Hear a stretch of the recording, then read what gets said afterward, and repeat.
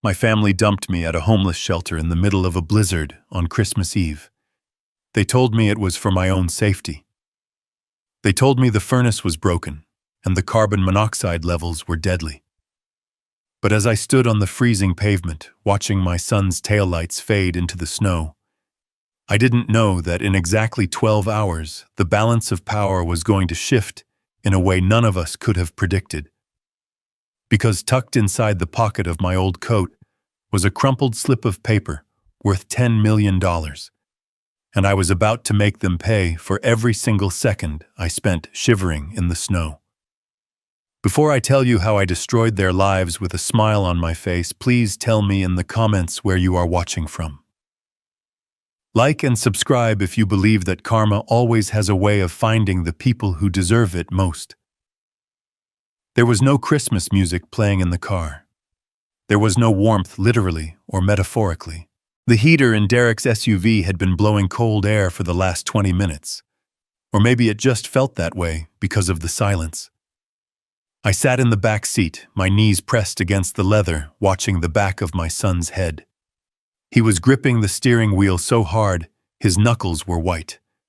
Next to him, my daughter-in-law Monica was scrolling through her phone, the blue light illuminating a face that hadn't smiled at me in 3 years. I shivered, pulling my threadbare coat tighter around myself. "Derek, is the heat on?" I asked, my voice sounding smaller than I intended. Derek didn't answer. He didn't even look in the rearview mirror. He just kept his eyes fixed on the road, the windshield wipers fighting a losing battle against the heavy snow that was burying Chicago. It was Monica who answered without turning around. "The car needs servicing, Bernard. We just haven't had the money to fix it yet. Maybe if you contributed a bit more from your pension, we could afford basic maintenance." I bit my tongue. My pension. The pension that I had been handing over to them almost in its entirety for the last year, ever since Derek's business collapsed. I wanted to remind her that I paid off the mortgage on the house they were sleeping in. I wanted to remind her that I built that house with my own 2 hands 40 years ago, laying every brick, installing every pipe. But I said nothing. I learned a long time ago that silence was the only way to survive in my own home. The car began to slow down. I looked out the window expecting to see a hotel or maybe the house of a relative. But we were in a part of town I didn't visit. The streetlights were broken. The buildings were old brick, covered in graffiti that the snow couldn't hide. Derek pulled up to the curb in front of a grim 3-story building. A faded sign above the metal door read, "St. Jude's Homeless Shelter." I felt a cold pit form in my stomach. "Derek." "Why are we stopping here?" I asked. The car stopped. The engine idled, vibrating against my seat. Finally, Derek turned around. He couldn't look me in the eye. He looked at my chin, then at my shoulder. "Dad, we have to do this. It's an emergency." Monica spun around in her seat, her patience obviously gone. "Look, Bernard, the furnace at the house just quit. The repairman came while you were napping. He said there is a carbon monoxide leak. It is lethal. We can't stay there tonight. We are going to stay with my parents, but they don't have room for you. They only have 1 guest room and Tyler needs to sleep on the couch. This is the only place that had a bed open on Christmas Eve." I looked at the building again. A line of men were huddled by the door, stomping their feet to stay warm. A shelter. My son was dropping me off at a homeless shelter. "But Derek, surely there's a motel," I stammered. "I have a little cash." "We don't have time to drive around looking for a motel," Bernard, Monica snapped. "The roads are getting worse. Do you want us to crash?" "It is just for 1 night. The repairman is coming back tomorrow morning. We will come pick you up by noon. Now get out, we are freezing." The locks clicked open. I opened the door and the wind hit me like a physical blow. I stepped out onto the icy sidewalk, my old boots slipping slightly. Before I could even close the door, I saw the trunk pop open. Derek got out, walked to the back, and pulled out my suitcase. It wasn't my overnight bag. It was my large, hard-shell suitcase, the one I used for long trips. He set it down on the wet pavement with a thud. I looked at the suitcase, then at him. Derek, why did you pack the big case if it is only for one night? He flinched. He looked like he was about to say something, maybe an apology, maybe the truth. But Monica honked the horn. Derek jumped. He looked at me one last time, his eyes watery, and whispered, "Stay warm, Dad." Then he got back in the car. I stood there as the SUV pulled away, the red taillights disappearing into the swirling white snow. I was 65 years old. I was a retired structural engineer. I had raised that boy alone after his mother died, and he had just left me on a curb with a suitcase that contained, I realized with a sinking heart, everything I owned. This wasn't for one night. They weren't coming back tomorrow. I dragged my suitcase toward the metal doors of St. Jude's. My hands were already numb. Inside, the air smelled of industrial bleach, wet wool, and unwashed bodies. It was a smell of hopelessness. A large woman sat behind a plexiglass window. She looked at me, then at my suitcase, then back at me. Name, she asked, her pen hovering over a clipboard.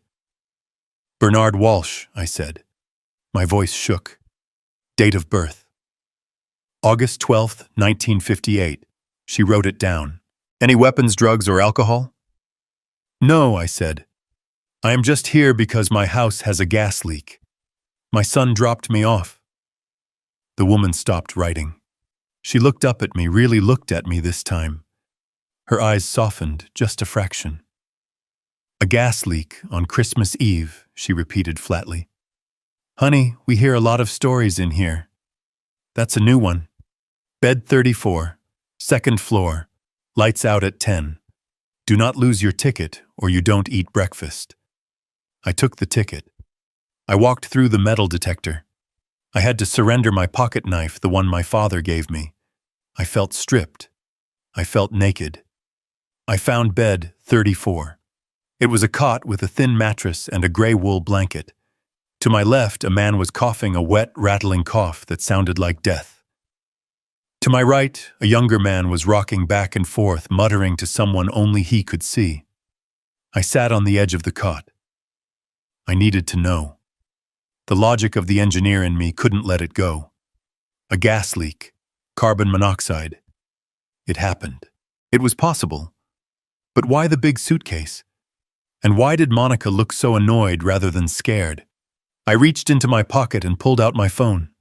It was an older model. The screen cracked from when my grandson Tyler threw it against the wall because I wouldn't buy him a video game.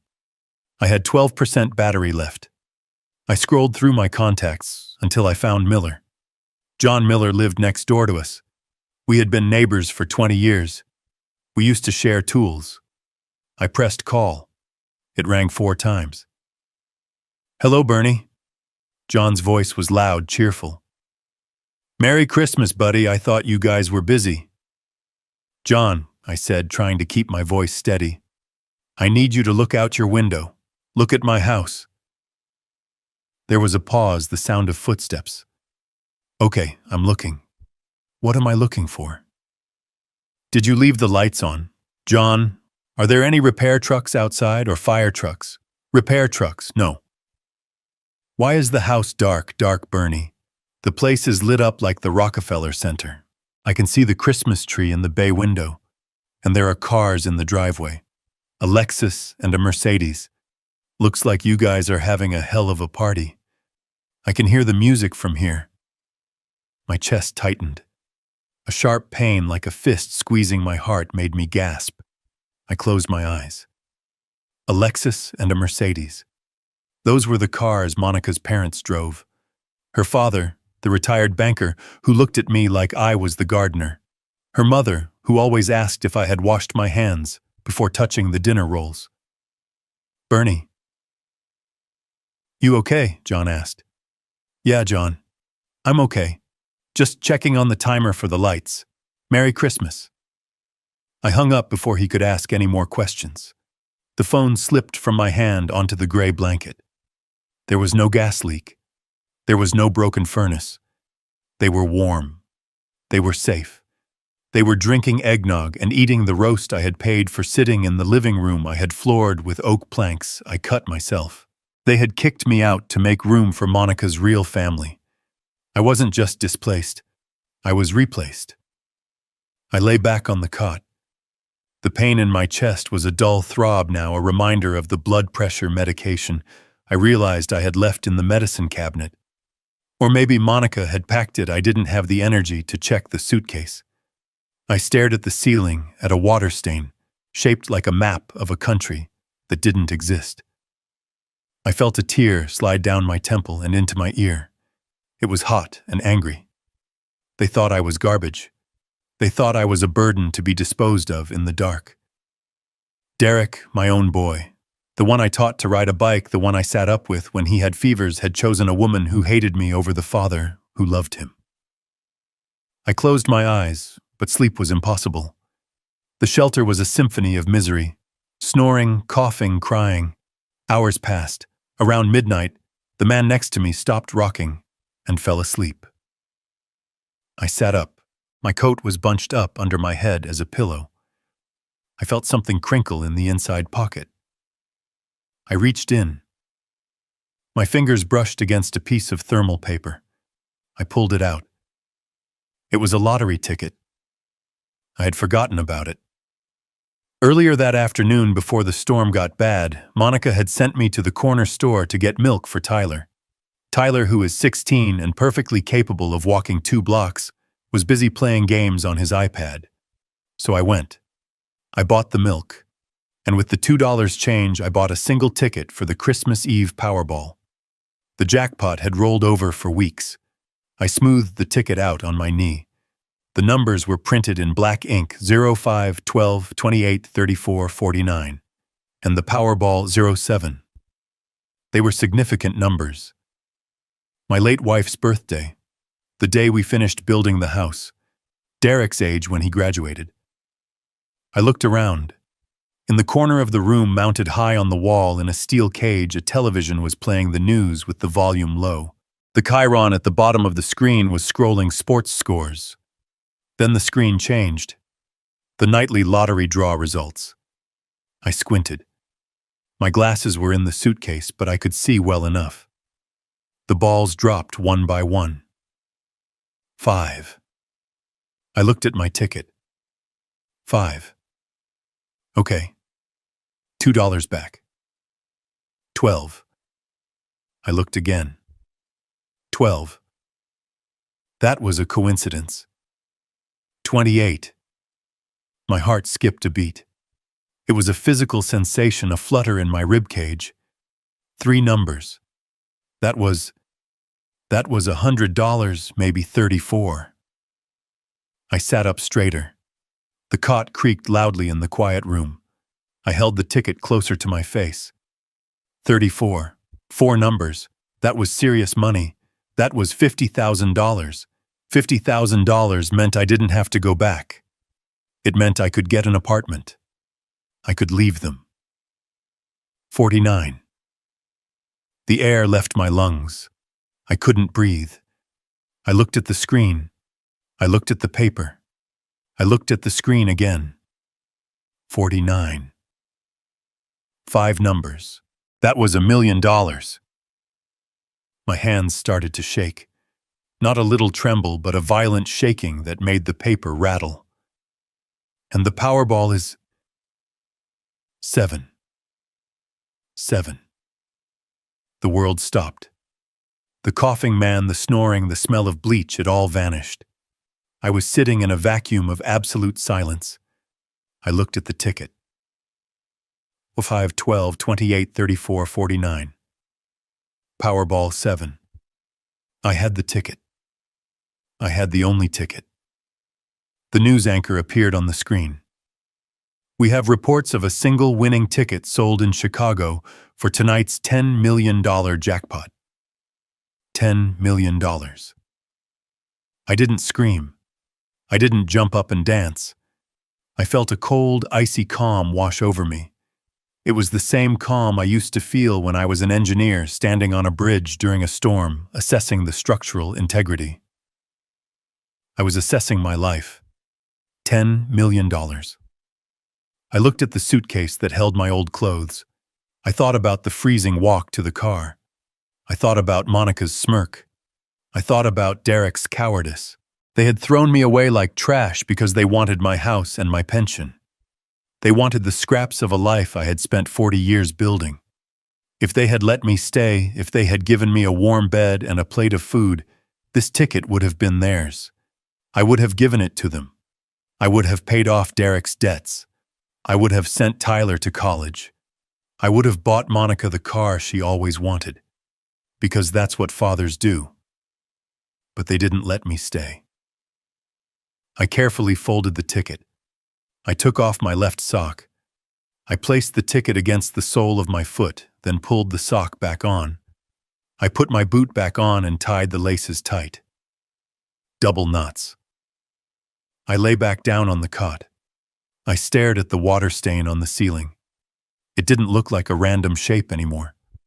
It looked like a map. A map to a future where I answered to no one. I didn't sleep a wink that night. I lay there plotting. I wasn't just going to claim the money. I was going to claim my dignity. I was going to show them exactly what they had thrown away. And I was going to do it in a way that would ensure they could never, ever hurt me again. Morning came slowly, gray light filtering through the barred windows. The shelter woke up. Men coughing, shuffling to the bathroom. I got up, washed my face with cold water in a sink that had no mirror. I put on my coat. I grabbed my suitcase. I didn't wait for Derek to pick me up at noon. I knew he wouldn't come. I walked out of the shelter into the snow. The storm had passed. The city was covered in a pristine white blanket. It was Christmas Day. I walked 3 blocks to a payphone. My cell phone was dead. I used a quarter I found in my pocket. I didn't call a taxi. I called Henderson. Henderson was an old drinking buddy from my engineering days. He was also the most ruthless divorce and estate lawyer in Illinois. Monica hated him. She had forbidden me from seeing him because she said he was a bad influence. The truth was she was afraid of him because Henderson could smell a rat from 3 miles away. The phone rang for a long time. It was Christmas morning after all. Finally, a gruff voice answered. "Yeah. Who is this, Henderson? It's Bernie. Bernie Walsh. Bernie, Merry Christmas. Why are you calling me at 7 in the morning from—" He paused, likely checking the caller ID. "From a payphone on 5th Street. Did you get arrested? No, Henderson. Listen to me carefully. I need you to meet me at your office in an hour." "Bernie, are you crazy? It's Christmas. I'm in my pajamas. I'm making waffles for the grandkids." "Henderson," I said, my voice low and hard, "I am holding a piece of paper worth $10 million, and I need to cash it, and then I need to evict 3 people from my house before dinner time." There was a silence on the line, a long, heavy silence. Then I heard the sound of a chair scraping and keys jingling. "I'll make the coffee," Henderson said. "Don't talk to anyone else. Get here now." I hung up the phone. A taxi drove by and I flagged it down. I got in and gave the address. As we drove toward downtown, I passed my neighborhood. I saw the street leading to my house.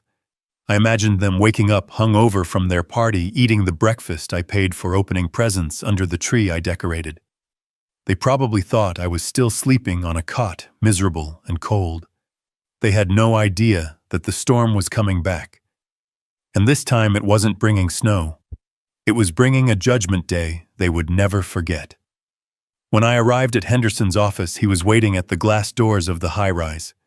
He was wearing a tracksuit and a trench coat, looking disheveled but alert. He ushered me in past the security and up to the 42nd floor. We sat in his office overlooking the frozen lake. I took off my boot. I took off my sock. I placed the ticket on his mahogany desk. Henderson put on his glasses. He looked at the ticket. He pulled up the numbers on his computer. He looked back at the ticket. He let out a low whistle. "Well, Bernie," he said, leaning back, "you weren't lying. That is a very pretty piece of paper. Now tell me why you want to evict your own son on Christmas Day. I told him. I told him about the ride, the shelter, the lie about the gas, the party. Henderson listened without interrupting. His face grew harder with every sentence. He was a lawyer. He had seen the worst of human nature, but even he looked disgusted. When I finished, he stood up and walked to the window. So he said, turning back to me, "Here is the situation. You are rich, insanely rich, but right now, legally, you are a vulnerable senior citizen who was abandoned by his caregivers. That gives us leverage, a lot of leverage." "What do we do?" I asked. First, Henderson said, picking up his phone, "We verify this ticket with the Lottery Commission. I know the director. I'll get him to open the office for a verified claim today. We want this public. We want this loud." "Why public?" I asked. "Usually people want to stay anonymous." "Not you." Henderson smiled, a shark-like grin that showed all his teeth.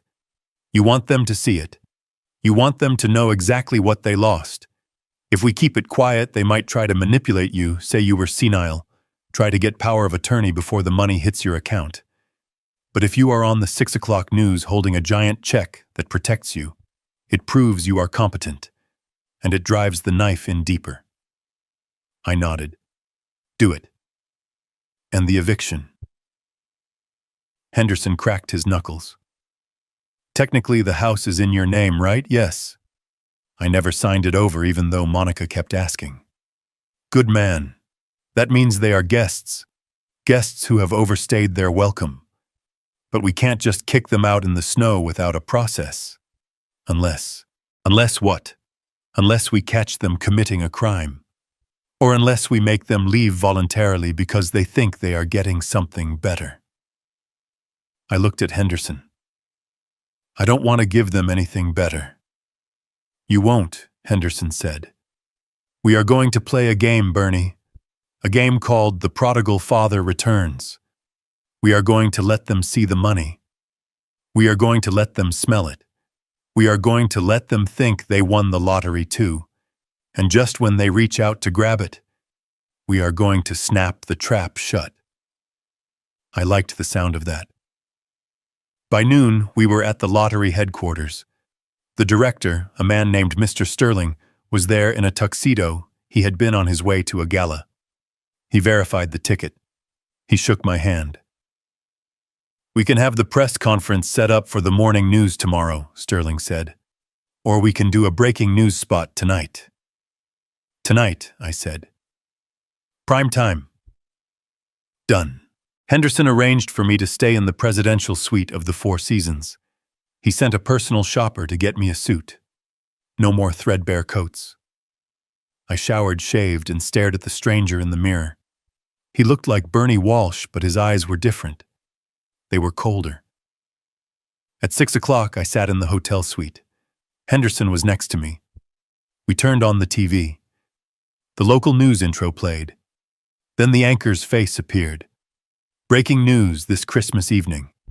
In a miraculous turn of events, the sole winner of last night's $10 million Powerball jackpot has come forward.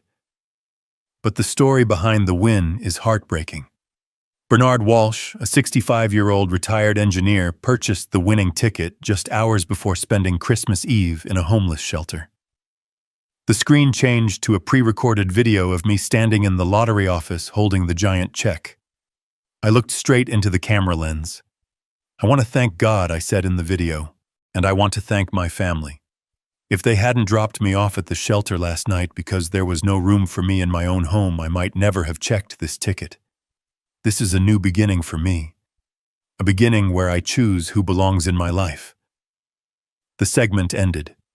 I looked at Henderson. "Now we wait," he said. My phone, which was charging on the table, lit up. It was Derek, then Monica, then Tyler, then Derek again. It buzzed and vibrated like an angry hornet. "Don't answer," Henderson said. "Let them sweat. Let them marinate in it." We ordered steak and lobster from room service. I ate slowly, savoring every bite. I imagined the scene at my house. The screaming, the panic, The realization that they had just thrown away $10 million. Around 8 o'clock, Henderson's phone rang. It was the security desk downstairs. Mr. Henderson, the guard, said, "We have a group down here. A Mr. Derek Walsh and his wife. They are shouting. They say they are here to pick up their father. They say he is confused and they need to take him home." Henderson looked at me. "Showtime, Bernie." We went down to the lobby. The elevator doors opened and I saw them. Derek was sweating despite the cold.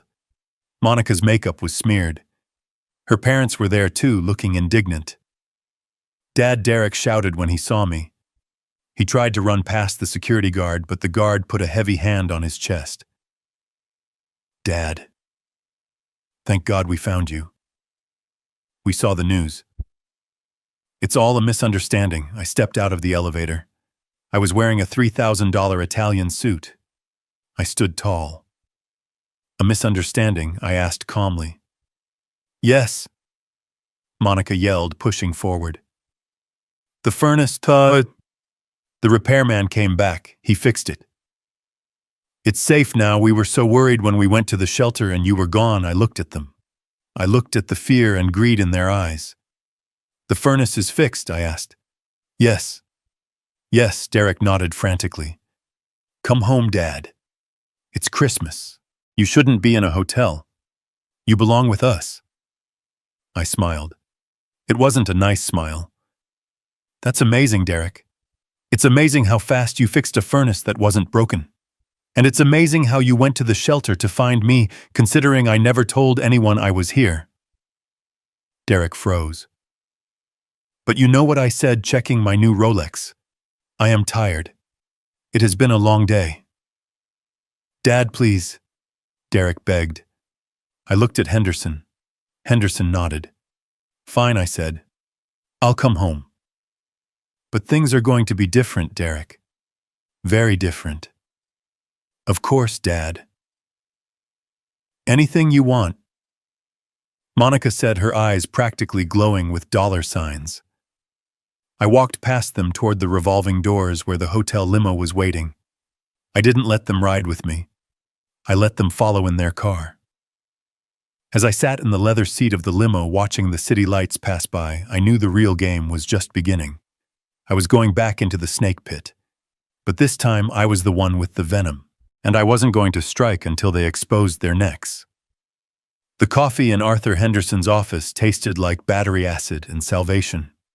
It was Christmas morning. The city outside was silent under a blanket of fresh snow. And I was sitting across from the only man in Chicago who hated my daughter-in-law as much as I did.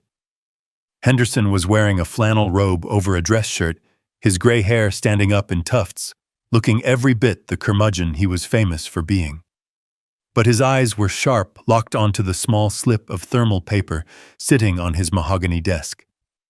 He picked it up with a pair of tweezers he had pulled from a desk drawer, treating it like a piece of radioactive material. He scanned it against the numbers on his computer screen back and forth 3 times.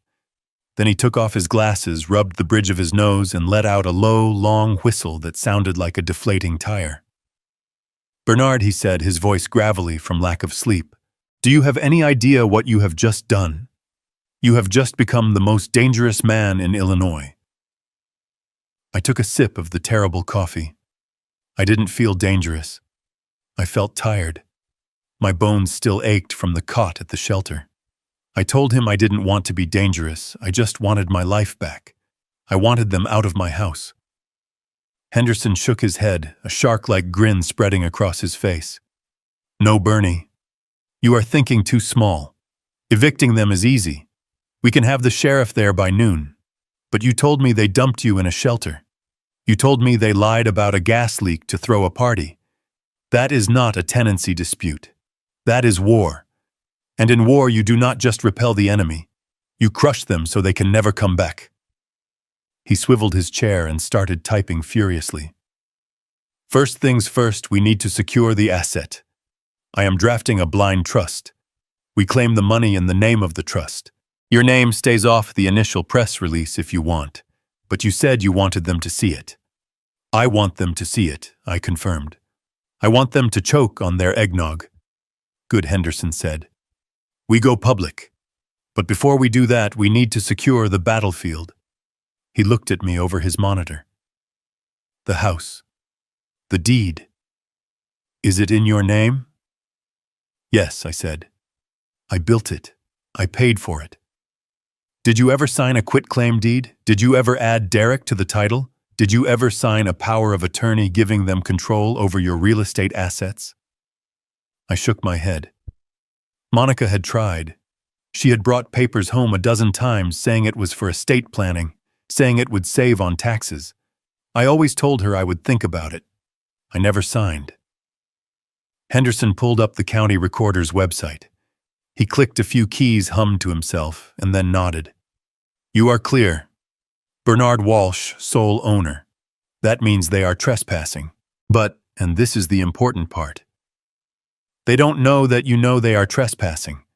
They think you are a confused old man who thinks there is a gas leak. He reached for his desk phone and dialed a number from memory. It was 7:30 in the morning on Christmas, but someone answered. Henderson didn't even say hello. Miller. It's Henderson. I have a job. Triple rate because it's Christmas. No, not a divorce. Surveillance. I need you to go to the Walsh residence in Oak Park. I need audio and video inside the common areas. Yes, today. I don't care how you do it. Use the trick. He hung up and looked at me. Miller is the best private investigator in the city. He is an ex-cop who got fired for being too good at bending the rules. He is going to get ears inside your house within the hour. How, I asked. They won't let a stranger in.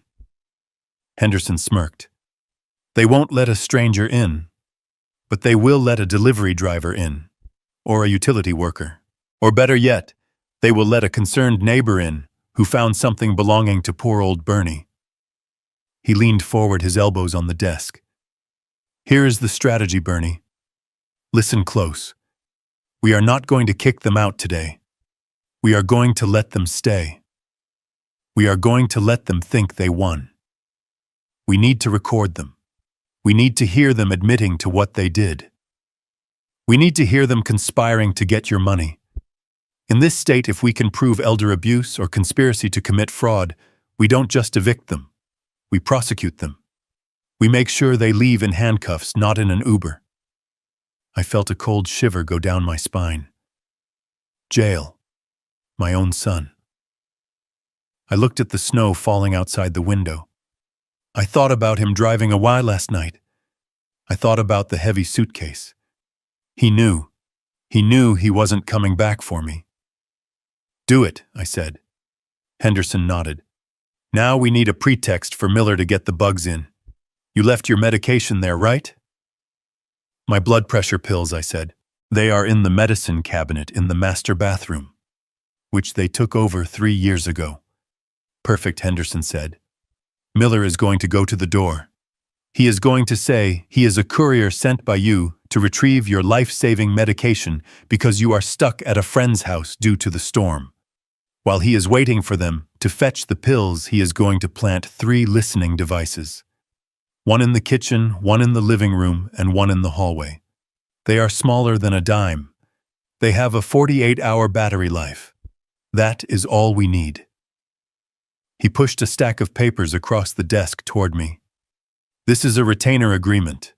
It gives me full authority to act as your legal representative. It also authorizes the formation of the trust and the hiring of the private investigator. Sign it, and you stop being a victim. Sign it, and you become the CEO of your own retribution. I picked up the pen. It was a heavy, expensive fountain pen. It felt solid in my hand. I looked at the signature line. For years, I had signed checks for Derek's failed businesses. I had signed for his car loans. I had signed for his bail that one time in college. I had signed my life away piece by piece trying to buy his love. This was the first time I was signing for myself. I wrote my name in clear, bold letters. Bernard Walsh. I put the pen down. Henderson snatched the papers up and filed them instantly. Done. Now get changed. I have a suit in the closet that should fit you. We have a press conference to schedule. But before that, we need to make one phone call to the bank. The bank, I asked. Henderson's eyes glittered. We need to freeze your current assets. Not the lottery money. Your checking account, your savings, the pension they have been draining. We are going to lock it all down. When they try to buy their Christmas dinner or fill up their gas tank today, I want the card to decline. I want them to feel the first pinch of the winter cold. I want them to start panicking. Because when people panic, Bernie, they make mistakes. And we are going to be listening to every single one of them. He picked up the phone again. The game had begun. And for the first time in a long time, I wasn't the one who was going to lose. The fire in the limestone hearth was roaring, casting a golden, indulgent glow over the living room I had built with my own hands 40 years ago. It was the kind of warmth that seeped into the bones, the exact opposite of the industrial chill I had suffered through at the shelter just hours before. But I wasn't there to feel it. Instead, my son Derek was sitting in my leather recliner, his legs crossed, a glass of my 30-year-old scotch resting on his knee. The house smelled of rosemary and roasting beef, a dinner prepared by a catering service Monica had hired using the emergency credit card I thought was for medical expenses. Monica was holding court on the plush beige sofa flanked by her parents George and Linda. They were the replacements, the upgrade she had always wanted. George, a retired banker with a perpetual sneer, was laughing at something Derek had said. Probably a joke about how quiet the house was without the old man shuffling around. They were celebrating. It wasn't just a Christmas party. It was a victory lap. They had successfully purged the house of its owner, and now they were dividing the spoils before the body was even cold. I know all of this because the high-fidelity listening devices Miller had planted inside the crown molding were transmitting every clink of crystal and every cruel laugh directly to the laptop sitting in front of me in the hotel suite. The 65-inch television, another gift I had bought for the family 3 Christmases ago, was playing the local news at a low volume, a backdrop of flickering blue light against the festive decorations. Monica reached for a piece of bruschetta, her diamond bracelet catching the light. "It is so much more relaxing this year, isn't it?" she said, her voice dripping with satisfaction. Without having to worry about his diet or his pills or him falling asleep in the middle of presents. It just feels like our house, finally. Her mother Linda nodded sympathetically. "You did the right thing, honey. Assisted living is the best place for him. You can't be expected to be a nurse at your age. You have a life to live." Derek took a long sip of the scotch. "Yeah. We will go pick him up tomorrow, maybe drop him off at that state facility in Waukegan. I heard they have beds. It's better this way." He's confused. He probably thinks he's on a vacation. Then the music on the television changed. The aggressive, upbeat tempo of the breaking news alert cut through their conversation. The screen turned bright red. Derek glanced at the TV, annoyed. "Turn that down, babe," he said to Monica. "It's probably just another weather alert." But Monica didn't turn it down. She froze her hand halfway to her mouth. Her eyes widened, fixed on the screen. "Derek," she whispered. "Look." On the screen, the anchorwoman's face was grave yet excited. "Breaking news this Christmas evening. In a miraculous turn of events, the sole winner of last night's $10 million Powerball jackpot has come forward. But the story behind the win is heartbreaking." The camera cut to the pre-recorded clip. There I was. I wasn't the hunched, defeated old man they had shoved out of the car the night before. I was wearing the Italian suit Henderson had bought me. I was standing tall, my shoulders back, holding a check that was larger than my torso. The numbers on it were clear $10 million. The silence in my living room was absolute. It was the silence of a tomb. The only sound was the crackling of the fire and my voice coming from the television speakers. "I want to thank God," the television Bernie said, looking straight into the lens, staring right into the souls of the people sitting on my sofa. "And I want to thank my family. If they hadn't dropped me off at the shelter last night because there was no room for me in my own home, I might never have checked this ticket. This is a new beginning for me. A beginning where I choose who belongs in my life. The clip ended. The anchor reappeared. Mr. Walsh is currently staying at an undisclosed location for his safety, but sources say he plans to remain in Chicago to settle his affairs.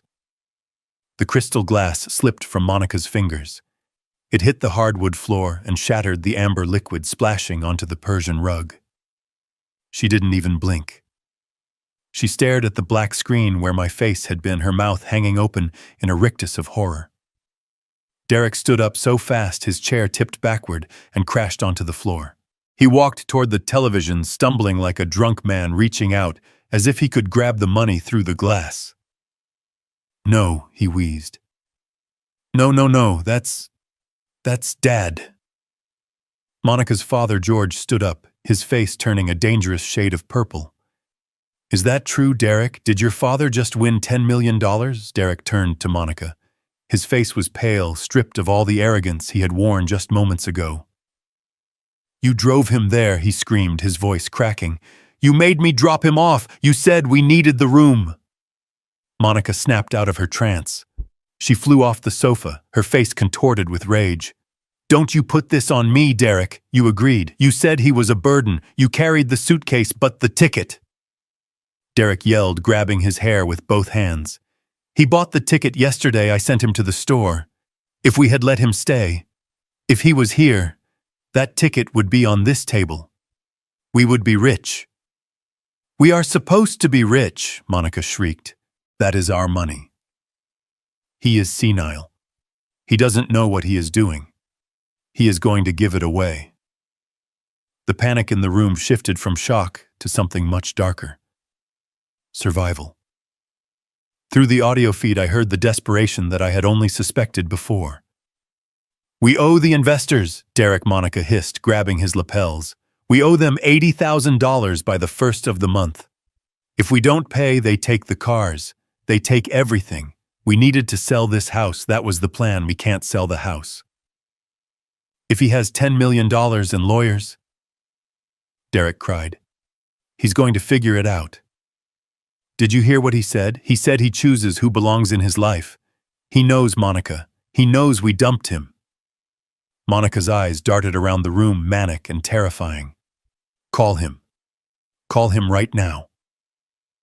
Derek fumbled for his phone, his hands shaking so badly he dropped it twice. He dialed.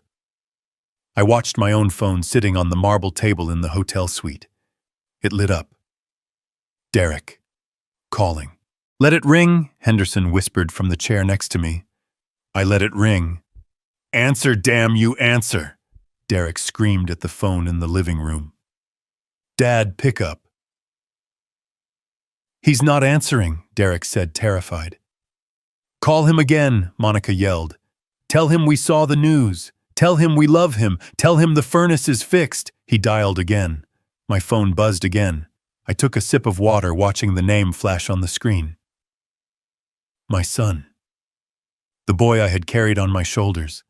The man who was now sweating through his shirt because he had lost his golden goose. "He isn't picking up." Derek sobbed. "He never turns his phone off. He's ignoring us." "He is with someone," Monica said, her voice dropping to a dangerous whisper. "Did you see the suit? Did you see the haircut? Someone got to him. Some lawyer shark got to him. They are going to steal our money, Derek." Her mother. Linda spoke up from the corner, her voice shrill. "Well, don't just stand there. You have to go get him. You are his son. He is confused. He is old. You have power of attorney, don't you?" "No," Derek yelled. "He never signed it." "Monica was supposed to get him to sign it next week, you idiots," George roared. "You let $10 million walk out the door in a snowstorm." Monica grabbed her purse. Shut up, all of you. We can fix this. He is weak. He has always been weak. He loves Derek too much. We just need to get him alone. We need to get him away from whoever is handling him." "Where is he?" Derek asked. The news said undisclosed location, Monica said, pacing like a caged animal. But he likes the Four Seasons. He always talked about their brunch, or the Ritz. Check the credit card, check the joint account. I canceled it, Derek said. I canceled his card this morning so he couldn't buy a bus ticket back here. The silence that followed was heavy with their own stupidity. Okay, Monica said, taking a deep breath. We drive. We check every 5-star hotel in the city. He can't hide. He is our father. We have a right to him. We are going to bring him home. We are going to put him in his bed. And we are going to make him sign that ticket over to us before the sun comes up. Get the car. I heard the sound of keys jingling, the heavy front door slamming shut, and the frantic revving of an engine in the driveway. In the hotel suite, I leaned back. They were coming. They were coming to claim what they thought they owned. They were coming with lies about furnaces and love fueled by a panic that only money could generate. Henderson looked at me. Are you ready? I straightened my tie. I looked at the image of myself on the paused TV screen holding the check. Let them come, I said. I have a reception waiting for them that they will never forget. The crystal chandelier in the center of the hotel lobby was the size of a small car, casting prisms of light across the marble floor. I stood directly beneath it. Henderson, a silent shadow at my shoulder, as the revolving doors spun and spat out my family. They didn't look like they belonged here. The hotel smelled of fresh lilies and expensive perfume. They smelled of frantic desperation and exhaust fumes. Derek spotted me first. He froze, his eyes widening, as he took in the suit. The posture, the sheer difference in the man he had dumped on a curb less than 24 hours ago. For a split second, I saw the guilt. It flickered across his face like a shadow, but then, inevitably, the greed washed it away. Dad, he shouted, his voice cracking. He started to run, his heavy boots clomping loudly on the polished stone. 2 security guards stepped forward, forming a wall of black wool, but I waved a hand. Let him come. I needed this. I needed to feel the Judas kiss. He crashed into me, wrapping his arms around my shoulders, burying his face in my new Italian suit. He was shaking, violently shaking. Dad. Oh my God. We were so scared. We thought we lost you. I didn't hug him back. I let my arms hang by my sides, standing rigid as a statue. You didn't lose me, Derek, I said, my voice devoid of any warmth. You dropped me off. Monica was right behind him. She didn't hug me. She stopped 3 feet away, her hands flying to her mouth in a performance that deserved an award. She let out a sob, a wet, ragged sound that echoed in the quiet lobby. Bernard. How could you do this to us? We went back to the shelter this morning to get you. The furnace was fixed. We were going to bring you home for Christmas breakfast, and you were gone. She was good. She was terrifyingly good. If I hadn't heard her voice through the wiretap an hour ago laughing about how much easier life was without me, I might have wavered. I looked at her mascara artfully smudged to suggest hours of weeping. You went back, I asked, keeping my face blank. Yes, of course, her mother Linda chimed in, stepping forward and clutching her pearls. We drove around for hours, Bernie. We were terrified. A man your age wandering the city in the snow. With all that money, there it was. The money. It took them less than 60 seconds to get to the point. I took a step back, breaking Derek's grip. He looked at me, his eyes red and pleading. He looked at the cold expression on my face, and he must have realized that his usual charm wasn't working. So he did something he hadn't done since he was a child, trying to get out of a punishment. He dropped to his knees. Right there in the lobby of the Four Seasons, my son fell to his knees and grabbed my hand. Dad, please, he wept. I am so sorry. It was a mistake. A terrible mistake. I wasn't thinking straight. I was panicked about the gas. I just wanted you to be safe. Please forgive me. Come home. Let us take care of you. You shouldn't be alone with all this. This pressure. People were staring. A couple in evening wear stopped near the elevators whispering. I looked down at the top of his head. It was pathetic. It was humiliating. And it was exactly what I needed to see. He was terrified. Not of losing his father, but of losing his lifeline. I looked at Henderson. He gave me a barely perceptible nod. The trap was set. The bait was taken. Now I just had to walk into the cage. I let out a long, weary sigh, the sound of an old man who just wants peace. "Get up, Derek," I said softly. "You are making a scene." He scrambled to his feet, hope flooding his face. "You will come home." I looked at Monica. She was holding her breath, her eyes locked on mine like a laser. She was calculating. She was already spending the money in her head. "I am tired," I said. "I have been sleeping on a cot. I have been dealing with lawyers and bankers all day. I just want to sit in my own chair." "Yes," Monica cried, clapping her hands together. "Yes, Bernard, your chair is waiting for you. The fire is lit. We saved you some roast." "I am sure you did," I said. "But things are going to be different." I added, my voice hardening just enough to make them flinch. "I am not going to be treated like a guest in my own house anymore." "Of course not." George, Monica's father, boomed, stepping in to slap me on the back. "You are the man of the house, Bernie. The patriarch." The patriarch. Yesterday I was the nuisance. Today I was the patriarch. $10 million had a way of rewriting history. "Fine," I said. "I will come home." Derek let out a breath that sounded like a deflating balloon. "Thank you, Dad. Thank you." Monica was already reaching for her phone, no doubt to text her friends that the crisis was averted. The golden goose was secured. I turned toward the glass doors. "My car is waiting," I said. "Your car?" Derek asked, confused.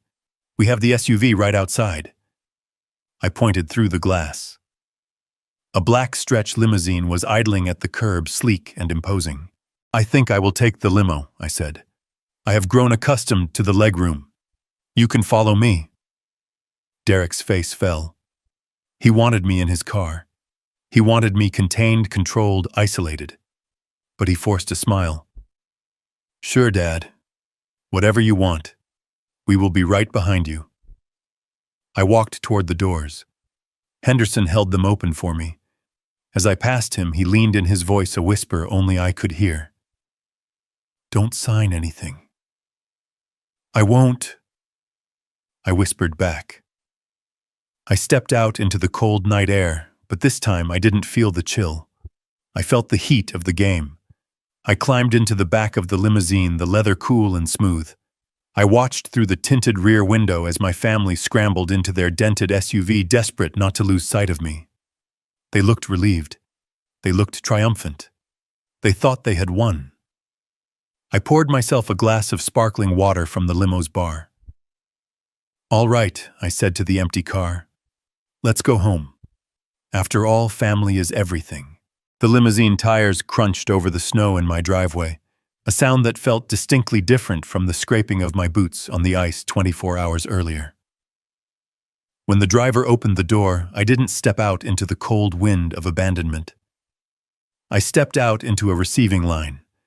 Derek was already there, his hand extended to help me up, treating me as if I were made of fragile antique porcelain, instead of the same flesh and bone he had discarded the night before. "Careful, Dad," he said, his voice thick with a solicitousness that made my skin crawl. "The steps are slippery. I wouldn't want you to fall." I looked at him. This was the man who had watched me drag a heavy suitcase across a frozen parking lot without lifting a finger. Now he was guiding me by the elbow, shielding me from a non-existent breeze. I let him do it. I let him lead me up the walkway, past the snow-covered azaleas I had planted for his mother, and toward the front door where Monica was waiting. She had fixed her makeup. The mascara streaks were gone, replaced by a fresh coat of lipstick and a smile that looked like it had been stapled onto her face. She held the door open wide, ushering me into the warmth. "Welcome home, Bernard," she said, practically curtsying. "We kept the fire going for you. Here, let me take your coat. That is a beautiful suit." "Is it silk?" "It is," I said, allowing her to peel the jacket from my shoulders. She stroked the fabric with a hunger that wasn't about fashion. It was about value. She was assessing the net worth of the man standing in her foyer. The house smelled of roasted beef and expensive red wine, a scent that should have been comforting but now smelled like bait. They led me to the dining room. The table was set with the good china, the wedding china my wife and I had received 40 years ago, which Monica usually kept locked away in a cabinet because she said I was too clumsy to use it. Now my place setting was at the head of the table, flanked by crystal goblets and polished silver. "Sit, Dad. Sit," Derek urged, pulling out the chair. I sat. I looked around the table. Monica's parents, George and Linda, were already seated, smiling at me with a terrifying intensity. Bernie George boomed, raising his glass. "The man of the hour, we were just saying how incredible this is. A miracle, truly. A miracle," I agreed, unfolding my napkin. "Or luck. Or maybe justice." They laughed nervously. Justice, George chuckled. "Yes, justice. You deserve it, Bernie. You worked hard your whole life." I looked at him. "You told me last Thanksgiving that I was a leech on society because I retired early," I said calmly. George choked on his wine. He coughed, turning red. "Oh, Bernie, that was just banter. You know how I am, political talk. I never meant you specifically." I didn't smile. I just picked up my fork. Just then, the kitchen door swung open and my grandson Tyler walked in. He was 16 years old, wearing headphones around his neck, and a sullen expression that usually greeted me whenever I entered a room. But tonight, the headphones were off. He was wearing a collared shirt that wasn't tucked in, but it was an effort. He stopped at the table and looked at me. His eyes went to the suit, then to the watch Henderson had loaned me, then to my face. "Hey, Grandpa," he said. "Hello, Tyler," I replied. He shuffled his feet. I saw you on TV. That was crazy." "It was," I said. "Is it true?" he asked, sliding into the chair next to me. "Do you really have $10 million? Derek cleared his throat. "Tyler, don't be rude." "It is okay," I said, waving a hand. "Yes, Tyler, it is true." Tyler's face transformed. The sullen teenager vanished, replaced by a bright-eyed, eager child. "That is awesome, Grandpa. Seriously. You know, I was telling Dad, my car, the Honda. It's making a weird noise. The transmission is shot." Tyler, Monica hissed.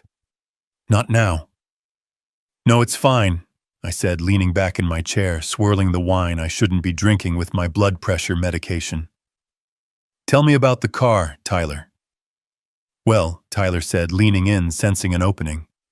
"It's just old, you know. And I was thinking, since you have all this money now, maybe I could drive you around. I could be like your personal driver. But I would need something safer. Something reliable." "Reliable," I repeated. "Yeah. Like, I saw this Range Rover online. It's got great safety ratings, and it would be perfect for getting you to your appointments and stuff." "A Range Rover," I mused. "That is an expensive car, Tyler." "It is an investment," Tyler said quickly. "For the family." I looked at Derek and Monica. They were trying to look disapproving, but their eyes were gleaming. They wanted the car as much as he did. They saw it as the first drop of rain in the coming monsoon of cash. I took a slow bite of the roast beef. It was overcooked.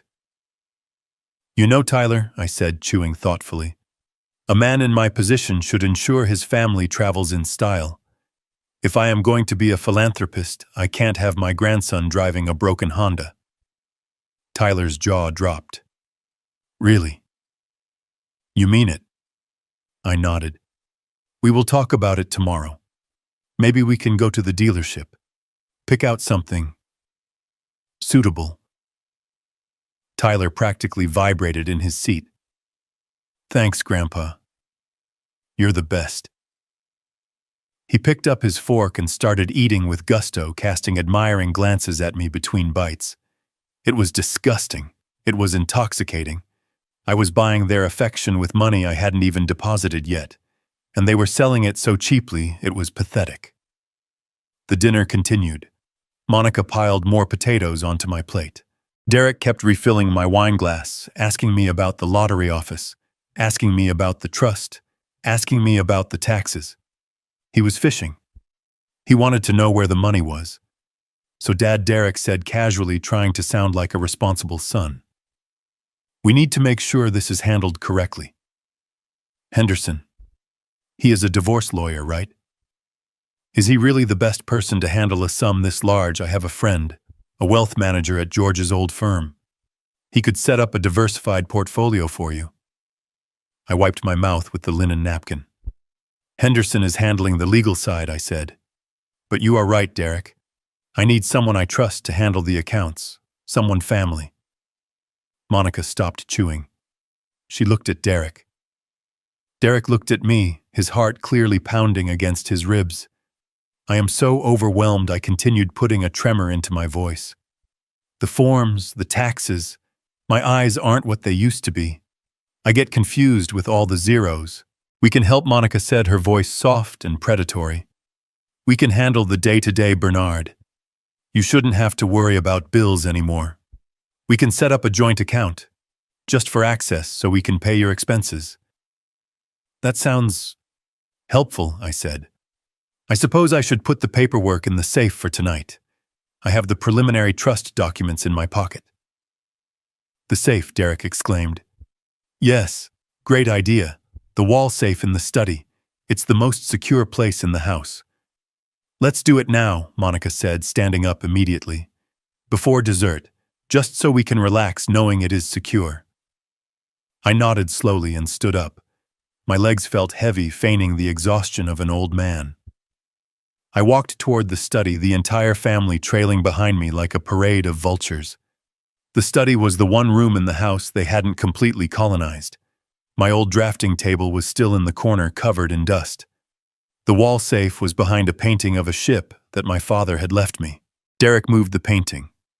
The digital keypad of the safe glowed in the dim light. "Go ahead, Dad," Derek said, stepping back to give me room. I stood in front of the safe. I stared at the numbers. I knew the code. It was my wedding anniversary. To 1480. I had opened this safe 1,000 times. I raised my hand. My finger hovered over the 4. Then I stopped. I lowered my hand. "What's wrong?" Monica asked from the doorway. I rubbed my forehead. I turned to look at them, putting a look of utter bewilderment on my face. "I can't remember." "You can't remember the code?" Derek asked, a nervous laugh escaping his lips. "Dad, you open this safe every month to get your passport." "I know," I said, my voice rising in fake panic. "I know. But it's gone. My mind. It's just blank. It has been such a long day. The shelter, the snow, the shock. It's okay," Monica said, stepping forward, her voice tight. "It's okay, Bernard. Just take a breath. Is it your birthday?" I tried. 0812. The safe beeped. "Error." "Is it Derek's birthday?" she suggested. I tried. 0319. Error. "Is it 1234?" Tyler offered from the back.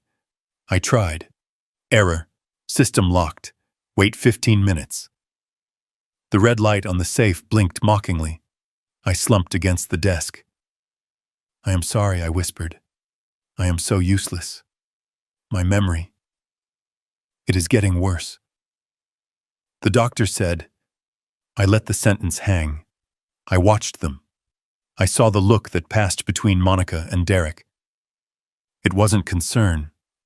It was calculation. "He is losing it," Derek's eyes said. "He is senile, Monica's eyes replied. Perfect, their shared gaze concluded. Don't worry, Dad, Derek said, putting a hand on my shoulder. It happens. Stress does crazy things to the mind. We can try again in the morning. Or, he paused, looking at Monica.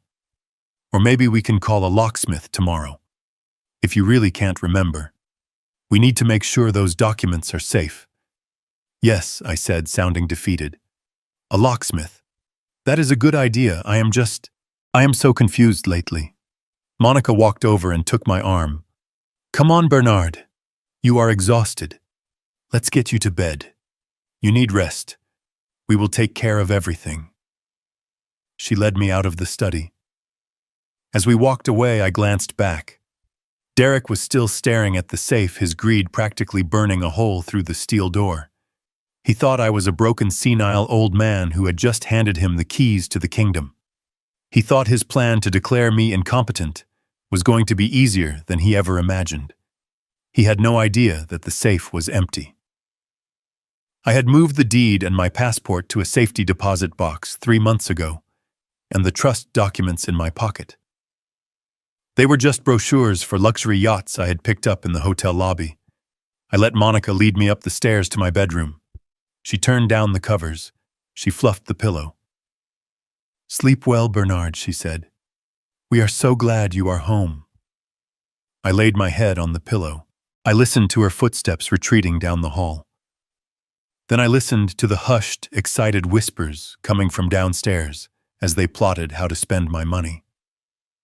I smiled in the dark. Let them dream tonight. Because tomorrow the nightmare begins. The morning sun that filtered through the bay windows of the breakfast nook was deceptively cheerful, casting bright squares of light onto the table where my execution was being prepared. The smell of bacon grease and freshly brewed coffee hung heavy in the air, a domestic camouflage for the ambush that was waiting for me next to the toast rack. I sat there nursing a cup of lukewarm tea, watching the steam rise and twist, trying to calm the racing of my heart. I had to look tired. I had to look defeated. I had to look like a man whose mind was slipping through his fingers like dry sand. Monica was moving around the kitchen with a manic energy, her heels clicking sharply against the tile floor. She wasn't cooking. She was arranging. She placed a stack of documents on the table, with a heavy thud right next to my plate of scrambled eggs. It wasn't a napkin. It wasn't the morning paper.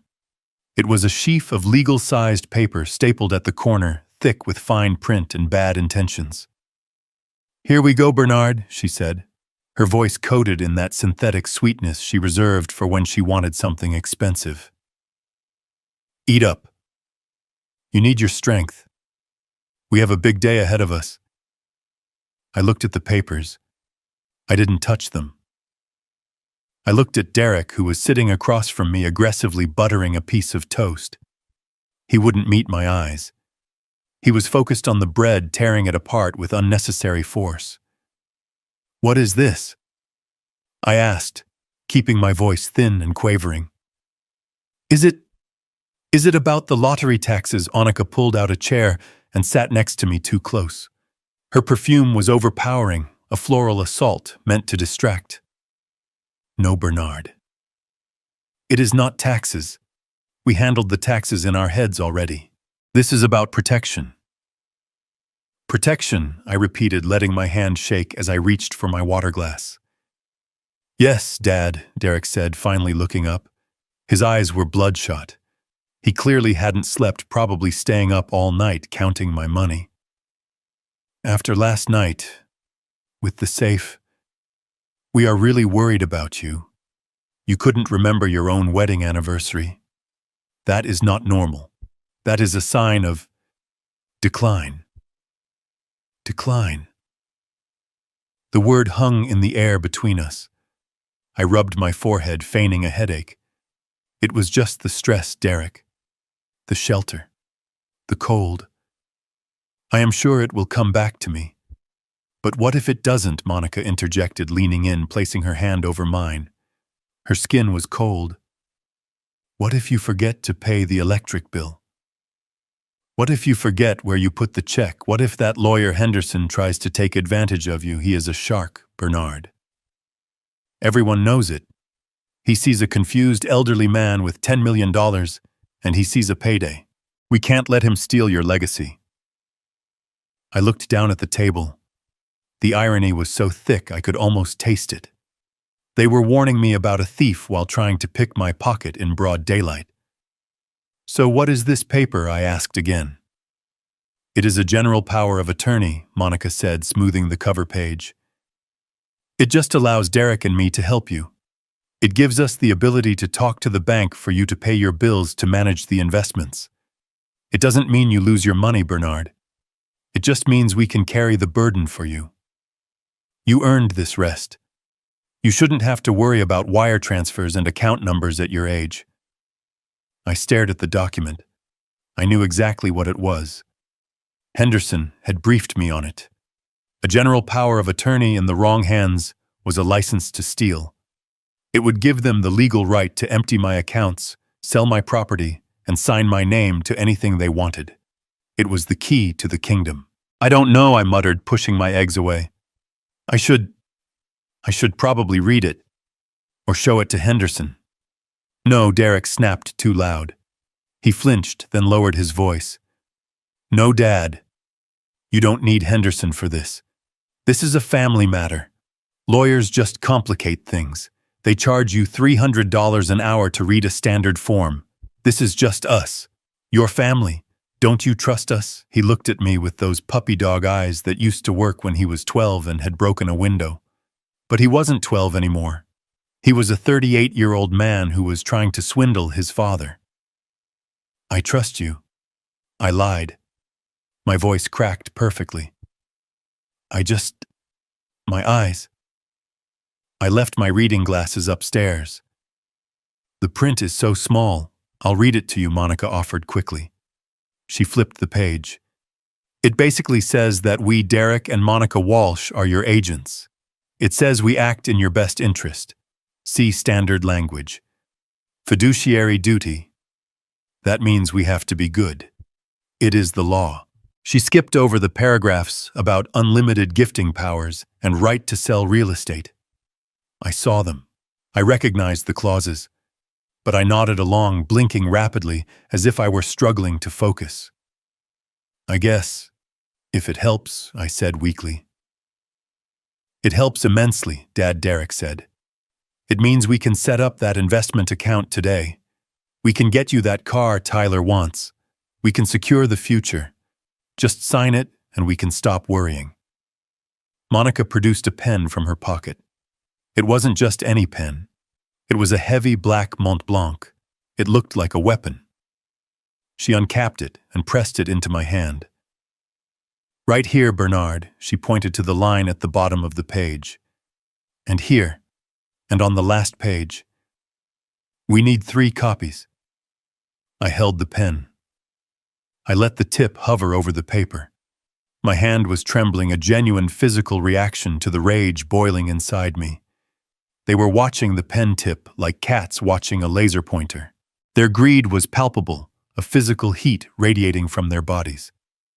I can't keep my hand steady, I complained, dropping the pen. It clattered onto the table. Monica picked it up instantly and shoved it back into my fingers. It is okay, she soothed, her voice tight with impatience. Just do your best. It doesn't have to be perfect. Just a mark. I took a deep breath. I thought about Henderson's instructions. We had rehearsed this. We had practiced the specific way I needed to sign. It had to be legible enough to be accepted by them, but flawed enough to be flagged by the bank's fraud department when Henderson called it in. Your signature card at the bank. Henderson had told me requires your full middle name. Bernard Arthur Walsh. You have signed every check that way for 40 years. If you sign this document as just Bernard Walsh or Bernard A. Walsh, we can contest it. We can claim duress. We can claim it doesn't match your official exemplar. It gives us the trap door. I gripped the pen. I hunched over the table, acting like the effort was costing me everything. Okay, I wheezed. For the family.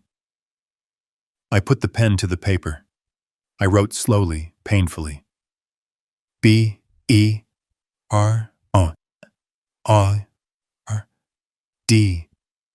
Monica held her breath. W-A-L-S-H.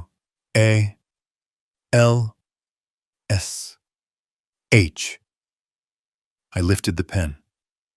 I looked at it. No middle name. No Arthur. Just the bare minimum. Is that okay? I asked, looking up at them with watery eyes. I forgot my middle name. I am so tired. Derek snatched the paper away before the ink was even dry. It is perfect, Dad. It is beautiful. Monica flipped to the next page. Again, Bernard. Just like that. Don't worry about the middle name. We know who you are. I signed the second copy. Bernard Walsh. I signed the third copy. Bernard Walsh. With every stroke of the pen, I saw their shoulders drop. I saw the tension leave their bodies. They thought they had won. They thought they had just legally hijacked $10 million. They didn't know they were holding 3 pieces of evidence that would prove conspiracy to commit fraud. By rushing me by accepting a signature that was visibly shaky and incomplete by bypassing my lawyer, they were digging their own graves. Monica gathered the papers together, tapping them on the table to align the edges. She looked at that stack of paper with more love than she had ever looked at my son. I will file these in the study, she said, standing up. Safe and sound. And then she did something that almost made me break character. She patted me on the head. Like I was a dog. Like I was a child who had just finished his vegetables. Good job, Bernard, she said. Now why don't you go rest in the living room? Derek and I have some calls to make. To the bank. I watched her walk away. Derek lingered for a moment. He looked at the empty plate where my toast used to be. Thanks, Dad, he mumbled. You won't regret this. I looked at him. I looked at the son who had just tricked his father into signing away his life. I know I won't, Derek, I said softly. He didn't hear the double meaning. He just nodded and followed his wife into the hallway. I heard them high-five. I actually heard the slap of skin on skin. Then I heard Monica whisper, "We did it. We are rich." I sat at the table for a long time.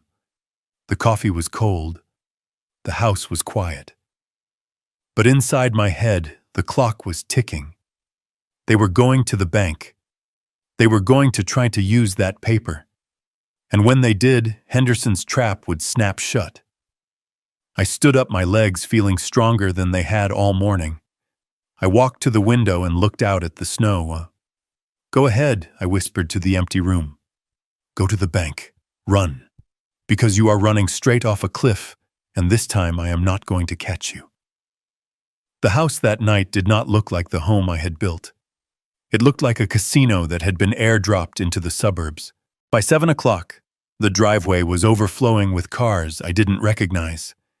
Derek and Monica had invited everyone they knew, and plenty of people they didn't, to what they were calling a celebration of good fortune. They weren't waiting for the check to clear. They weren't waiting for the ink to dry on the power of attorney documents.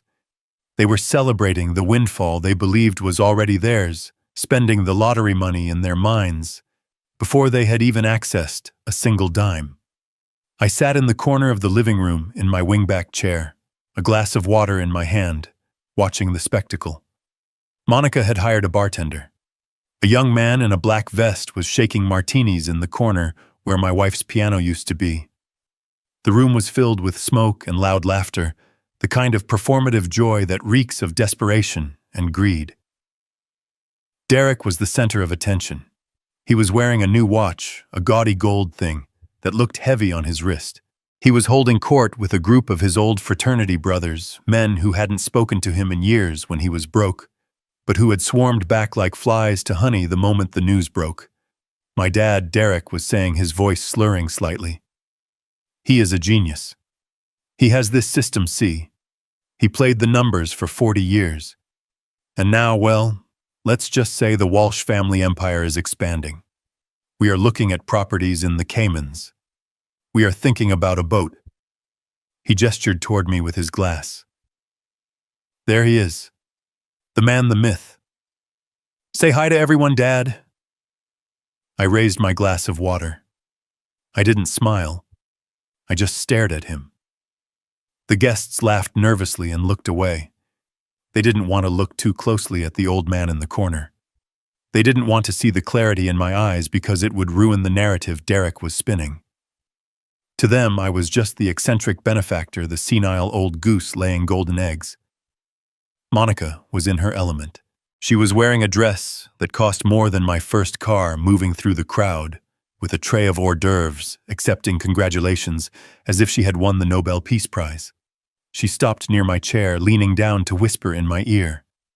"Smile, Bernard," she hissed, her breath smelling of champagne and malice. "You are embarrassing us. Everyone thinks you are miserable. Look happy. You are a millionaire." "I am happy, Monica," I said, keeping my voice flat. "I am just overwhelmed by all these friends. I didn't know we had so many friends. We have always been popular," she lied smoothly. "Now stay here. Don't wander off. I don't want you getting confused and ending up in the snow again." She patted my shoulder and swanned away. I waited until she was swallowed by the crowd, then I slowly stood up. No one paid attention to me. I was part of the furniture. I shuffled toward the hallway, moving with the slow, deliberate gait of the infirm. I made my way to the downstairs bathroom, locked the door, and pulled out my phone. I opened the app that connected to the listening devices Miller had planted. I put in my earpiece. The cacophony of the party filtered through the living room bug, but the study bug was quiet. Silence. Then I heard the click of the study door opening. I heard heavy footsteps. 2 pairs. No 3. I switched the audio feed to the study. "So this is the place," a voice said. It wasn't Derek. It wasn't anyone I knew. It was a deep, gravelly voice, heavy with a thick Chicago accent. It sounded like gravel being ground in a cement mixer. "This is it," Monica's voice replied. 4 bedrooms, 3 baths, fully finished basement. Prime lot. The market value is $500,000 easy. I held my breath. They were in my study, my sanctuary. And the title, the man asked. "Is it clean?" "Clean as a whistle," Derek said. His voice was nervous, higher pitched than usual. "My father is the sole owner. We have the power of attorney signed and witnessing right here. We have full authority to liquidate assets." "Let me see the paper," the man said. There was a rustling sound. I imagined them handing over the document I had signed that morning, the one with the flawed signature. "Looks legit," the man grunted. "But you know how I work, Derek. I don't do title companies. I don't do escrow. I don't do 30-day closings. You want cash fast, you deal with me. But the price is the price." $300,000, Monica said. "That is the lowest we will go. It is a steal at that price." $250, the man countered. "Cash. In a duffel bag. Tonight. Or well, a down payment tonight. The rest when you hand over the keys and the empty house." $250 is robbery," Derek protested weakly. The man laughed. It wasn't a nice laugh. "Robbery is what you are doing to the old man, kid. I am just a businessman facilitating a transaction. You want the money for the investors by the first right. You want to keep your kneecaps, then $250 is the price." I leaned against the bathroom sink, gripping the porcelain until my knuckles turned white. They weren't just selling the house. They were selling it to a loan shark. They were selling it for half its value to a criminal because they needed to pay off Derek's gambling debts before the lottery money cleared. They were so desperate, so greedy, that they were willing to pawn my legacy to the ground just to stay warm for a few more days. "Fine," Monica snapped. $250. But we need $50,000 tonight. As a deposit." I heard the sound of a zipper. a heavy canvas sound, then a thud on my oak desk. 50 grand, the man said. Count it. There was silence for a moment, then the rapid flipping of bills. My heart hammered against my ribs. $50,000 in cash. Illegal money. Dirty money. It is all there, Derek breathed. Good, the man said. Now the house. When is it empty? Tomorrow, Monica said.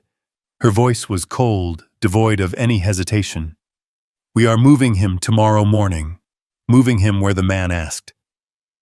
To a hotel, no, Monica said. A hotel is too risky.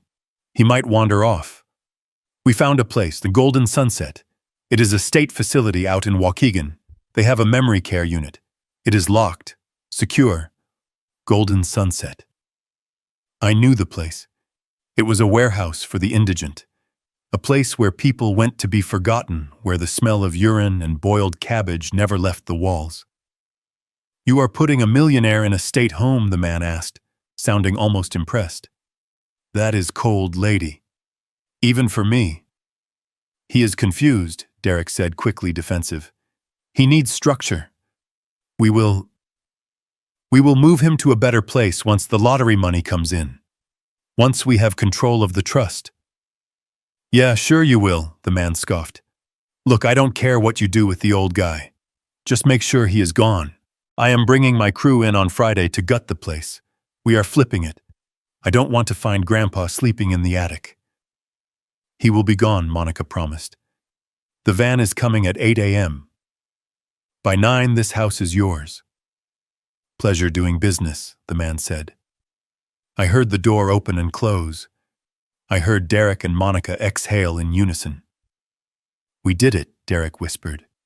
50,000. We can pay Vinny. We can keep the cars. And we have the house money coming next week, Monica added, plus the lottery. Derek, we are going to be kings of this city. I took the earpiece out. I stared at my reflection in the mirror. My face was pale, but my eyes were burning. They were going to sell my home to a criminal. They were going to lock me in a state facility. They were going to gut my house, destroy everything I had built, everything that held the memory of my wife. I wasn't just a victim anymore. I was the only thing standing between them and total destruction. But now I had them. I had them on tape conspiring to sell a house they didn't own. I had them accepting illicit cash. I had them planning to imprison me. I unlocked the bathroom door and stepped out. The party was still roaring. I walked through the crowd, ignoring the smiles, ignoring the toasts. I walked straight to the study door. It was closed. I didn't knock. I pushed the door open. Derek and Monica jumped apart. They were standing over the desk. The duffel bag was open, revealing stacks of $100 bills. They looked like children caught with their hands in the cookie jar, only the jar was full of poison. Dad Derek yelped, trying to throw a newspaper over the money. We didn't hear you coming. I looked at the bag. I looked at them. I didn't say a word about the money. I didn't say a word about the man who had just left. I played my part. I am tired, I said, my voice trembling. I want to go to bed. But there is so much noise. Who are all these people? Party for you, Bernard. Monica said, her smile strained, her body blocking the desk. To celebrate, I don't want a party, I said. I want my house back. I want quiet. You will have quiet soon, Dad Derek said, sweating. Very soon. Just go upstairs. We will clear everyone out. I turned to leave, then stopped. Oh, Derek, I forgot. What Dad Henderson called me earlier on my burner phone. He said the bank might call you tomorrow to verify that signature. You know, for the power of attorney. Derek went pale. He looked at Monica. Why would they call us? Monica asked sharply. I don't know, I said, shrugging. Something about security protocols for high net worth individuals. He said, it is standard. Just make sure you answer. I walked out before they could ask any more questions. I climbed the stairs to my room, the sound of the party fading below me. I went into my bedroom and locked the door. I went to the window and looked down at the